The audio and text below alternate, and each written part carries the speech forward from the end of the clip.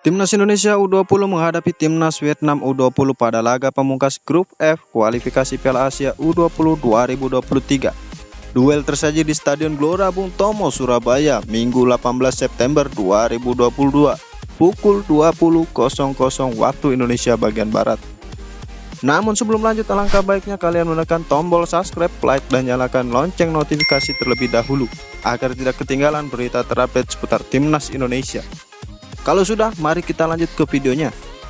Rotasi lapangan kembali dilakukan Sintayong, Rabani Tasnim sang bomber digantikan oleh Ronaldo Kuate. Kick off babak pertama, tensi pertandingan langsung memanas, jual beli serangan pun terjadi. Laga baru berjalan beberapa menit, Hoki Caraka mengawali serangan ke Vietnam. Sayang kemelut di depan gawang, hanya menghasilkan tendangan pojok. High press dilakukan Timnas Indonesia, kepercayaan diri tinggi ditunjukkan Garuda Muda. Umpan 1-2 cantik Ronaldo Kuate dan Hoki Caraka di menit 9. Sayang kiper Vietnam bergerak cepat mengantisipasi bola.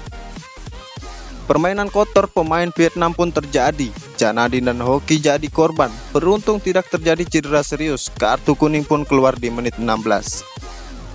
Bukan tanpa perlawanan, Vietnam melakukan counter attack cepat. Beruntung tendangan Nguyen masih tinggi di atas gawang.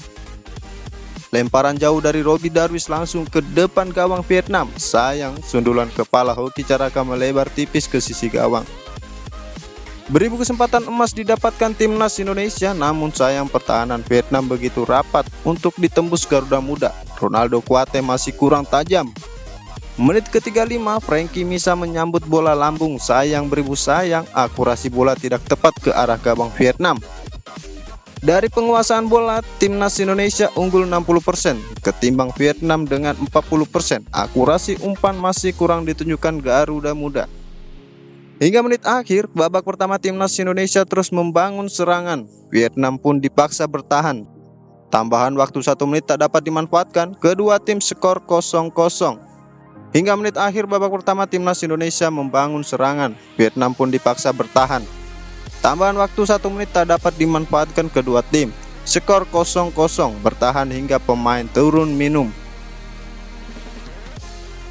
Berhasil tumbangkan Vietnam secara dramatis, Sintayong berikan komentarnya. Kick off babak kedua, Marcelino masuk menggantikan Ronaldo Kuate. High press ditunjukkan kembali Garuda Muda, Vietnam dibuat kewalahan. Sesekali Vietnam melakukan serangan tapi tak berarti apa-apa untuk pertahanan Timnas Indonesia. Dan gol tendangan keras dari Marcelino mampu menjebol gawang Vietnam, skor 1-0 untuk Timnas Indonesia. Tak puas, Garuda Muda terus menggempur pertahanan Vietnam. Counter attack pemainan Timnas Indonesia memporak-porandakan pertahanan Vietnam.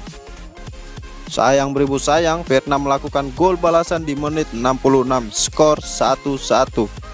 Menit 73, Rabani dan Rahmat Berry Afrianto Niko masuk menggantikan Hoki, Kakang dan Ginanjar Wahyu.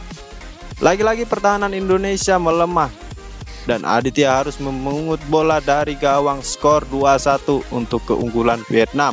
Tak pantang menyerah, Rabani Tasnim membangun serangan dan gol Muhammad Ferrari menyamakan kedudukan dengan sundulan dari tendangan pojok. Skor 2 sama.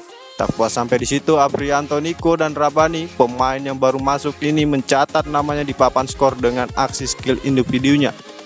Skor 3-2 untuk Timnas Indonesia. Tambahan waktu 4 menit, skor 3-2, bertahan untuk kemenangan Timnas Indonesia. Berhasil tumbangkan Vietnam secara dramatis, Sintayong berikan komentarnya.